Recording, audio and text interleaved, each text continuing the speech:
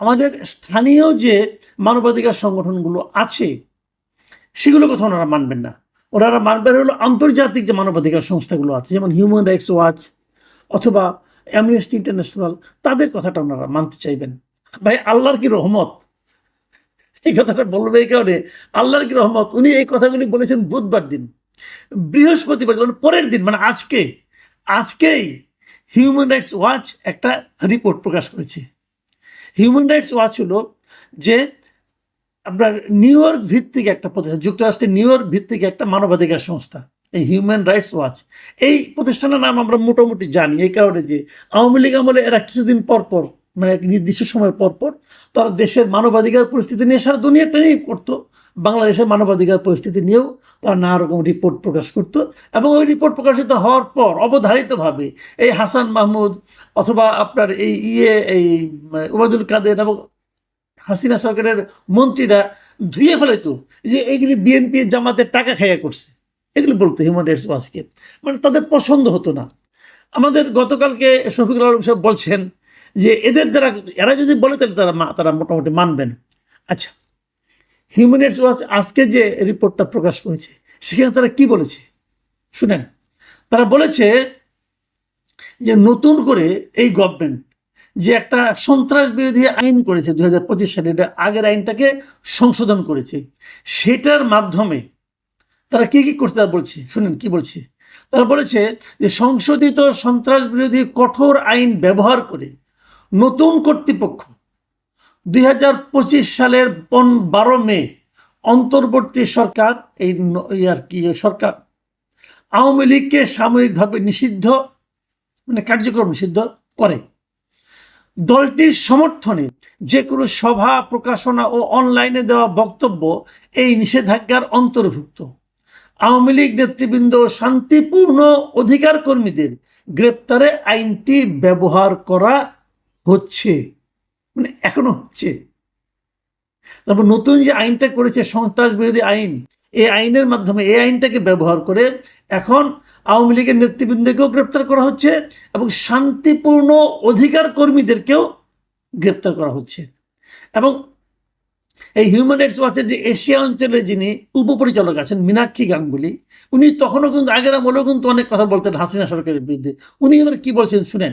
উনি বলেছেন যে রাজনৈতিক প্রতিপক্ষকে কারাগারে পুরে দেওয়া হোক কিংবা শান্তিপূর্ণ মত প্রকাশে বাধা দেওয়া হোক, অন্তর্বর্তী সরকারের এমন কোনো পক্ষপাতমূলক আচরণ করা উচিত নয় যা শেখ হাসিনার সরকারের সময় বাংলাদেশের মানুষের সঙ্গে করা হয়েছে।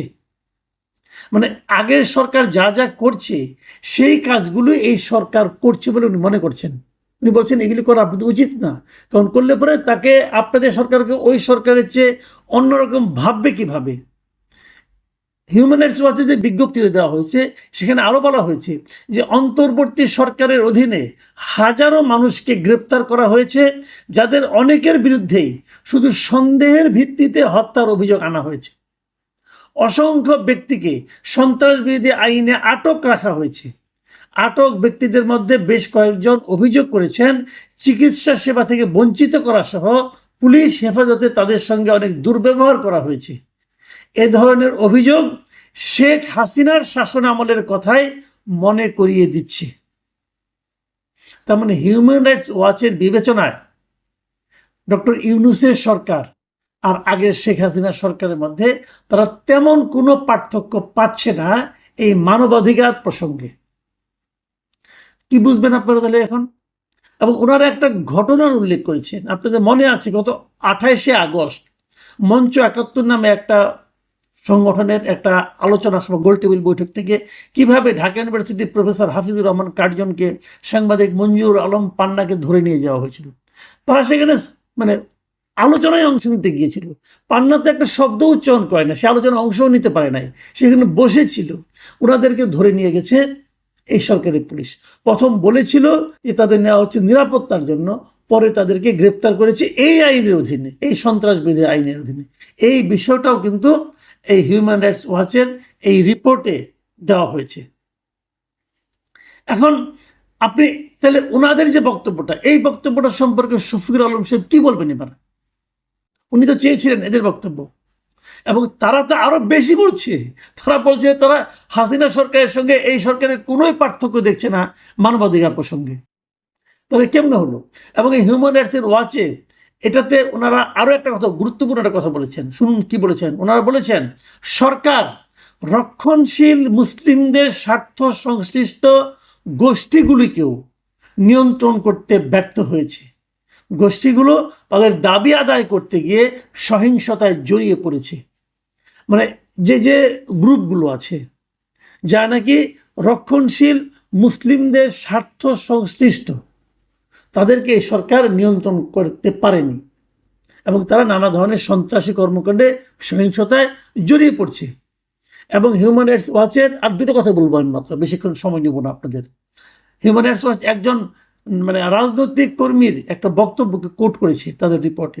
সেখানে ওই বক্তব্যে ওই লোকটা বলেছে যে হয়তো সন্ত্রাসী হিসাবে কারাগারে থাকা, নয়তো উচ্ছৃঙ্খল জনতার হামলার শিকার হওয়া, এছাড়া আমাদের হাতে আর কোনো বিকল্প নেই।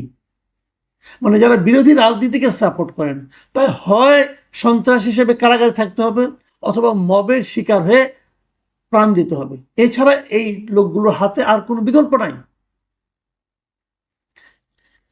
মীনাক্ষী গাঙ্গুলি আরেকটা কথা বলেছেন। উনি সরকার একটা পরামর্শ দিয়েছেন, সেই পরামর্শটার কথা বলে আমি আমার আলোচনা শেষ করতে চাই। তিনি বলেছেন যে বাংলাদেশ সরকারের সন্ত্রাস বিরোধী আইনের অপব্যবহার বন্ধ করা উচিত। আইনটি রাজনৈতিক দমন পীড়নের সমার্থক হয়ে উঠছে। এর পরিবর্তে অন্তর্বর্তী সরকারের নিরাপদ ও অংশগ্রহণমূলক নির্বাচনের পরিবেশ তৈরি করতে মনোযোগ দেওয়া উচিত। মানে তার পরামর্শটা হলো যে তারা যে সন্ত্রাস বিরোধী আইনটা চালাচ্ছে, এখন আইনটা প্রয়োগ করছে, এই আইনটা আসলে রাজনৈতিক দমন পীড়ন এর সমার্থক হয়ে গেছে। মানে এই আইনটা মানেই রাজনৈতিক দমন পীড়ন করা। আর তার পরামর্শ সরকার এখন উচিত হবে এইগুলি বাদ দিয়া নিরাপদ ও অংশগ্রহণমূলক নির্বাচনের পরিবেশ তৈরি করা। নিরাপদ হবে কিনা জানি না, অংশগ্রহণমূলক তো হচ্ছেই না। যেমন এই নির্বাচনে আপনারা তো আওয়ামী লীগকে বাইরে রাখছেন। দেখেন এখনো নির্বাচনের কিন্তু শিডিউল ঘোষণা হয় নাই।